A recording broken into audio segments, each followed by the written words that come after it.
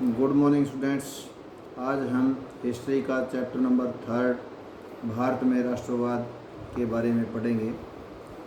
हमने पहले देखा है कि यूरोप में आधुनिक जो राष्ट्रवाद के साथ है राष्ट्र राज्यों का उदय हुआ था। छोटे छोटे राष्ट्र राज्य उभरे। इससे अपने बारे में लोगों को समझ बदलने लग गई थी कि वो कौन लोग हैं, उनकी पहचान किस बात से परिभाषित होती है। ये भावना उनकी बदल गई थी। उनमें राष्ट्र के प्रति लगाव का भाव पैदा होने लगा। नए प्रतीकों और चिन्हों ने नए गीतों, नए विचारों, नए संपर्क स्थापित किए और समुदायों की सीमाओं को दोबारा परिभाषित कर दिया। समुदायों की जो सीमाएं थी उनको फिर से एक बार सामने लाकर खड़ा कर दिया। ज़्यादातर देशों में इसी नई राष्ट्रीय पहचान का निर्माण एक लंबी प्रक्रिया में हुआ। आइए देखें कि हमारे देश में ये चेतना किस प्रकार पैदा हुई। वियतनाम और जो दूसरे उपनिवेशों की तरह भारत में भी आधुनिक राष्ट्रवाद के उदय की परिघटना उपनिवेशवाद विरोधी आंदोलन के साथ गहरे तौर पर जुड़ी हुई थी, क्योंकि भारत भी एक उपनिवेश रहा है यूरोपीय देशों का। तो इसके साथ ये गहरे तौर से जुड़ी हुई आंदोलन के साथ औपनिवेशिक शासकों के खिलाफ संघर्ष के दौरान लोग आपसी एकता को पहचानने लगे। औपनिवेशिक शासकों के खिलाफ एक साझा लड़ाई लड़ने की कोशिश करने लगे। उत्पीड़न और दमन के साझा भाव ने विभिन्न समूहों को एक दूसरे के साथ बांध दिया था, लेकिन हर वर्ग और समूह पर उपनिवेशवाद का एक असर एक जैसा नहीं था। उनके अनुभव भी अलग थे और स्वतंत्रता के मायने भी भिन्न भिन्न थे। महात्मा गांधी के नेतृत्व में कांग्रेस ने इन समूहों को इकट्ठा करके एक विशाल आंदोलन खड़ा किया, परंतु इस एकता में टकराव के बिंदु निहित थे। पहले की एक और पुस्तक में भी आपने भारत में राष्ट्रवाद के उदय का अध्ययन किया था, जानकारी ली थी। इसके अंदर हम पहले 20वीं सदी के पहले दशक तक की कहानी हम पढ़ चुके हैं वहाँ। अब इसमें इस अध्याय के अंदर 1920 के दशक के आगे का अध्ययन करेंगे और असहयोग आंदोलन, सविनय विज्ञान के बारे में पढ़ेंगे। हम देखेंगे कि कांग्रेस ने राष्ट्रीय आंदोलन को विकसित करने के लिए किस तरह के प्रयास किए। इस आंदोलन के विभिन्न सामाजिक समूहों ने किस तरह हिस्सा लिया और किस तरह राष्ट्रवाद ने लोगों की कल्पना को नई उड़ान दी। तो देखते हैं पहला विश्व युद्ध, खिलाफत और असहयोग आंदोलन।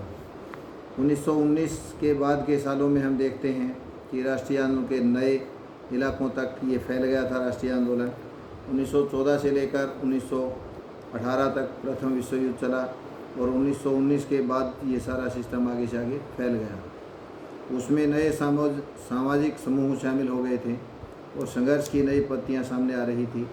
इन बदलावों को हम कैसे समझेंगे, उनके क्या परिणाम हुए।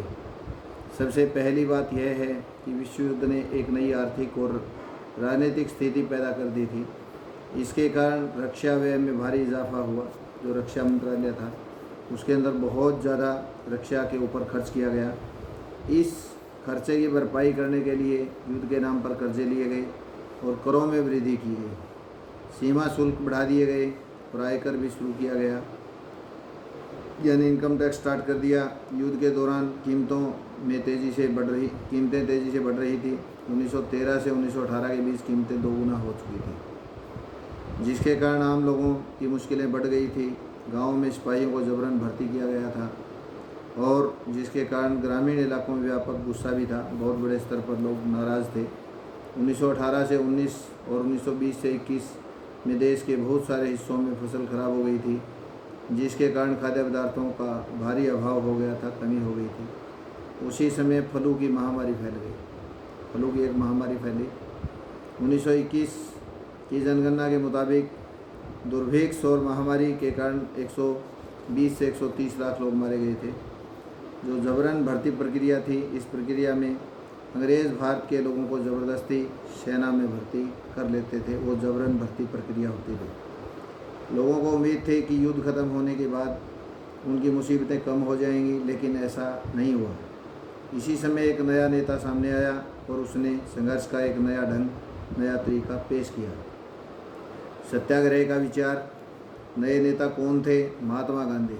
1915 के अंदर ये दक्षिण अफ्रीका से भारत लौटे थे वकालत करने के बाद। इन्होंने एक नए तरह के आंदोलन के रास्ते पर चलते हुए वहाँ की नस्ल भेदी जो सरकार थी दक्षिण अफ्रीका के अंदर, गोरे और काले लोगों के अंदर जो मतभेद था, विभेद था, उस विभेद को दूर किया था। तो नस्ल भेदी सरकार के सफलतापूर्वक लोहा लिया था इन्होंने। इस पद्धति को वह सत्याग्रह कहते थे। सत्याग्रह के विचार में सत्य की शक्ति पर आग्रह और सत्य की खोज पर जोर दिया जाता था। इसका अर्थ यह था कि अगर आपका उद्देश्य सच्चा है, यदि आपका संघर्ष अन्याय के खिलाफ है, तो उत्पीड़क से मुकाबला करने के लिए आपको किसी शारीरिक बल की आवश्यकता नहीं है। प्रतिशोध की भावना या आक्रामकता का सहारा लिए बिना सत्याग्रही केवल अहिंसा के सहारे और अपने संघर्ष में सफल हो सकता है। इसके लिए दमनकारी शत्रु की चेतना को झंझोड़ना चाहिए।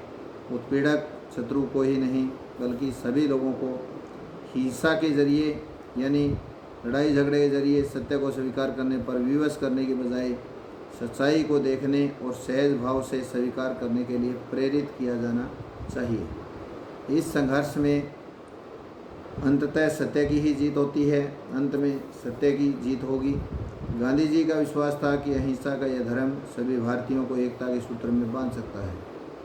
भारत आने के बाद गांधी जी ने कई स्थानों पर सत्याग्रह आंदोलन चलाया। 1916 से उन्होंने बंगाल बिहार के चंपारण इलाके के अंदर 1916 में पहली बार जो दौरा किया था चंपारण इलाके का, वहाँ दमनकारी बागान व्यवस्था के खिलाफ किसानों को संघर्ष के प्रति प्रेरित किया था इन्होंने। बागान व्यवस्था में यानी ब्रिटिश सरकार किसानों के ऊपर दबाव डाल रही थी नील की खेती पैदा करने के लिए। उन किसानों के साथ इन्होंने इसमें संघर्ष को आगे बढ़ाया। 1917 में उन्होंने गुजरात के खेड़ा जिले के किसानों की मदद के लिए सत्याग्रह का आयोजन किया। फसल खराब हो जाने और प्लेग की महामारी के कारण खेड़ा जिले के किसान लगान चुकाने की हालत में नहीं थे। वे चाहते थे कि लगान वसूली में ढील दी जाए। खेड़ा जिले के जो किसान थे, फसल खराब होने के कारण, महामारी के कारण, वो किसान चाहते थे कि इसके अंदर लगान में ढील दी जाए। सरकार चाहती थी कि वसूली ज़्यादा से ज़्यादा की जाए।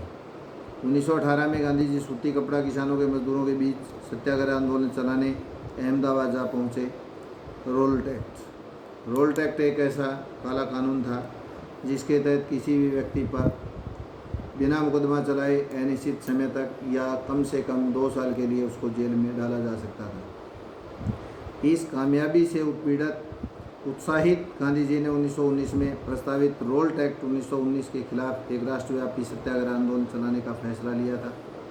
भारतीय सदस्यों के भारी विरोध के बावजूद इस कानून को इंपीरियल लेजिस्लेटिव काउंसिल ने बहुत जल्दबाजी में पारित कर दिया था। इस कानून के जरिए सरकार को राजनीतिक गतिविधियों को कुचलने और राजनीतिक कैदियों को 2 साल तक बिना मुकदमा चलाए जेल में बंद रखने का अधिकार मिल गया था। महात्मा गांधी ऐसे अन्यायपूर्ण कानूनों के खिलाफ अहिंसक ढंग से नागरिक अवज्ञा चाहते थे। इसे 6 अप्रैल को एक हड़ताल से शुरू होना था। विभिन्न शहरों में रैली जुलूसों का आयोजन किया गया। रेलवे वर्कशॉप्स में कामगार हड़ताल पर चले गए थे। जो काम करने वाले लोग थे उन्होंने हड़ताल कर दी। दुकानें बंद हो गई। इस व्यापक जन उभार से चिंतित तथा रेलवे व टेलीग्राफ जैसी संचार सुविधाओं के भंग हो जाने की आशंका से भयभीत अंग्रेज़ों ने राष्ट्रवादियों पर दमन शुरू किया। अमृतसर में बहुत सारे स्थानीय नेताओं को हिरासत में ले लिया गया। गांधी जी के दिल्ली में प्रवेश करने पर पाबंदी लगा दी गई कि दिल्ली में गांधी जी एंट्री नहीं कर सकते। 10 अप्रैल को पुलिस ने अमृतसर में एक शांतिपूर्ण जुलूस पर गोलियां चला दी। इसके बाद लोग बैंकों, डाकखानों, रेलवे स्टेशनों पर हमले करने लगे। मार्शल लॉ लागू कर दिया गया और जनरल डायर ने कमान संभाल ली। वो सेना के सेनापति बन गए।